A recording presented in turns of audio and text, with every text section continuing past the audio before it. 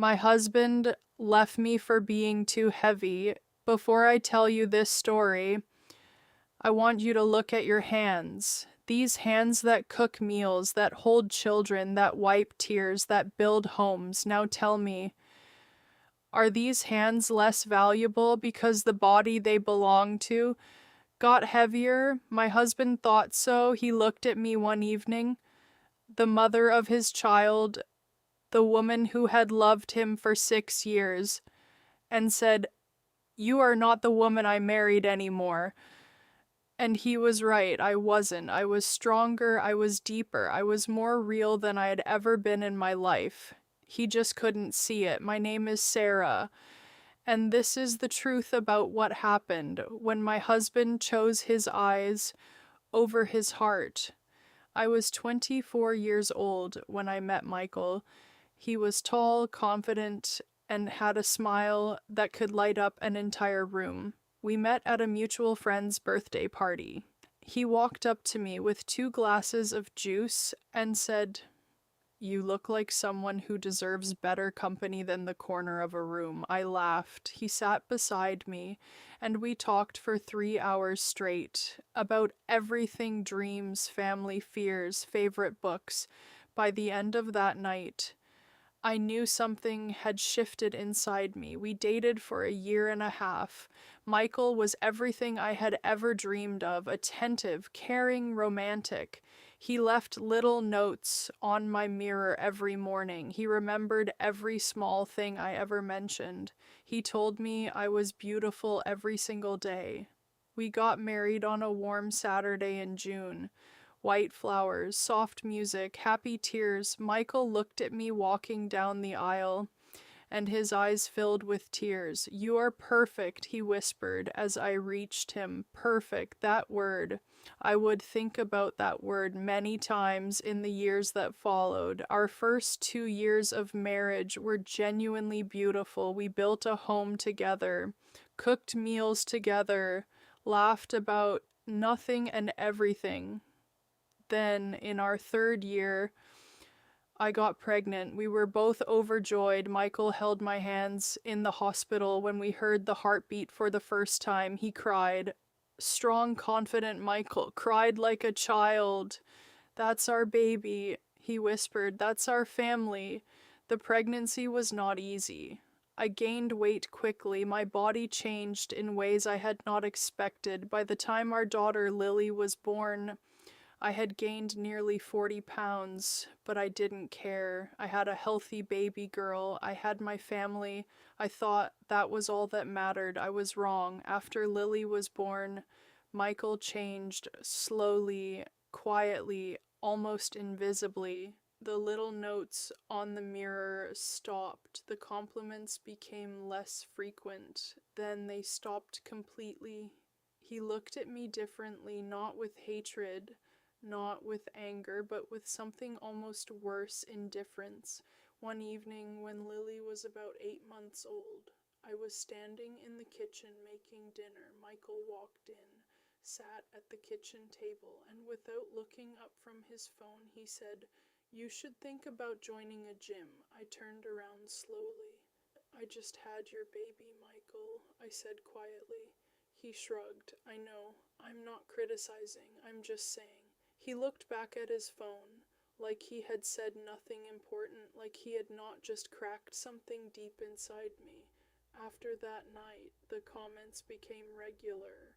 Never shouted, never obviously cruel, just quiet, consistent, relentless. "Are you sure you want to eat that? I saw your friend from college. She looks amazing. What is she doing? I just think you would feel better about yourself if you tried harder." Every comment wrapped in concern, every criticism disguised as care. "I am saying this because I love you, Sarah, and because I loved him." I began to believe him. I started skipping meals. I pushed food away that I desperately needed. I sat alone at the dinner table, staring at plates I was too afraid to finish, and told myself it was okay. It was not okay. I joined a gym. I woke up at 5 in the morning to exercise before Lily. woke up. I tried every diet I could find. I was exhausted. I was anxious. I was a new mother running on no sleep, pushing a body that had just created life to become something my husband could look at again.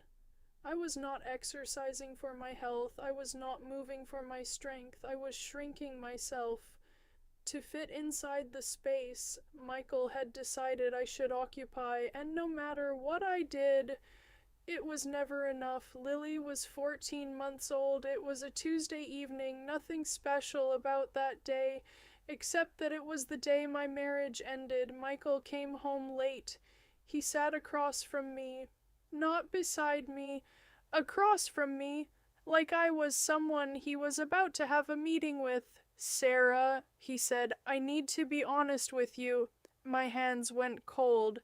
I have tried to be patient, but I am not attracted to you anymore. You are not the woman I married. Your body has changed, and I cannot pretend that it hasn't. I stared at him.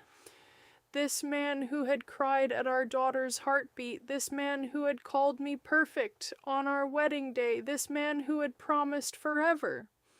You are asking me for a divorce, I said. He nodded. I think it is better for both of us. I stood up, walked to our bedroom, sat on the edge of the bed, and cried the quietest cry of my entire life. Not loud sobbing, just silent tears falling, one after another, while my daughter slept in the next room, completely unaware that her family was falling apart. The weeks after Michael left were the darkest of my life. He moved out quickly. The house felt enormous and empty. Every morning I woke up and had to remind myself where he was. Every night I put Lily to sleep alone. And then I sat on the edge of my bed, in the silence that used to hold two people, and asked myself questions I had no answers to. Was I not enough? Was I not worth waiting for? Did any of it mean anything to him? I looked in the mirror, and for the first time in my life, I genuinely hated what I saw, not because of my weight, but because I had spent so long seeing myself through Michael's eyes, that I had completely forgotten how to see myself through my own.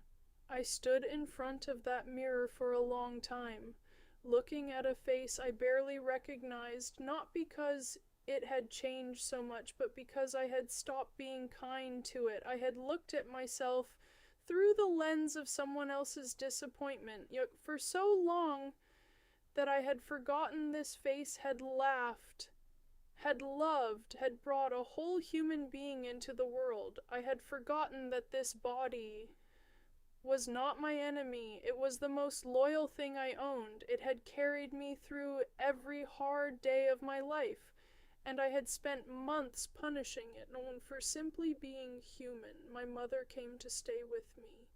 She sat beside me one evening while Lily slept. She took my hands in hers and looked at me the way only a mother can, with a love that has no conditions, no requirements, no measurements, and she said, Sarah, a man who leaves his wife because her body changed after carrying his child is not a man who ever truly loved her. He loved an image, not a person. And you, my daughter, deserve someone who loves a person. I cried in her arms that night like I was a child again, like all the pain I had been holding quietly inside myself finally had somewhere safe to go, and somewhere in that crying, something small but very important and began to shift. I started therapy. I sat in a small warm room every week and slowly, carefully, started to unpack everything I had been carrying alone, the comments, the criticism, the slow, quiet way Michael had made me feel like a problem to be solved. My therapist said something in our third session that I have never forgotten. She said, Sarah, you did not gain weight. You gained a daughter. You gained experience. You gained depth. The only thing you lost was a man who was never big enough to hold all of you. I sat with those words for a long time, and slowly I began to believe them. One morning, about 8 months after Michael left, I was in the kitchen making breakfast. Lily was in her high chair, laughing at nothing the way babies laugh, like the whole world is a joke, only they understand. And without thinking, I picked her up and started dancing. No music, just the sound of her giggling and my own laughter coming back to me. Like something I had almost forgotten I was capable of, I danced with my daughter in that small sunny kitchen. And for the first time in over a year, I felt light, not because I had lost weight, but because I had stopped carrying something that was never mine to carry. 3 months later, Michael called. His voice was quiet, almost unrecognizable. "Sarah, I need to tell you something. I made the worst mistake of my life. I was shallow, I was cruel, and I am so deeply sorry. I listened to every word without anger, without tears. When he finished, I said, 'Michael, I believe you are sorry, and I want you to know something. I forgive you. Not because what you did was okay. It was not, but because I refuse to carry your mistake inside my body. Along with everything else, I have carried enough. But Michael, the day you walked out that door, you didn't just leave a marriage. You left the best version of a partner you will ever find. I wish you happiness, genuinely. But our chapter is closed, and I have already started writing the next one without you in it.' I ended the call and felt nothing but peace. I walked to the mirror, the same mirror where Michael used to leave little love notes. A lifetime ago, I looked at myself, really looked. The woman staring back at me was not the woman in the wedding photos. She was heavier. Yes, she had lines around her eyes that weren't there before. She had a body that had been through war and come out standing.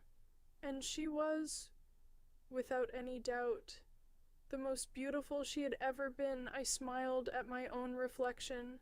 For the first time in years, without judgment, without Michael's voice in my head, just a smile, woman to woman, me to me. You made it, I told myself. You actually made it.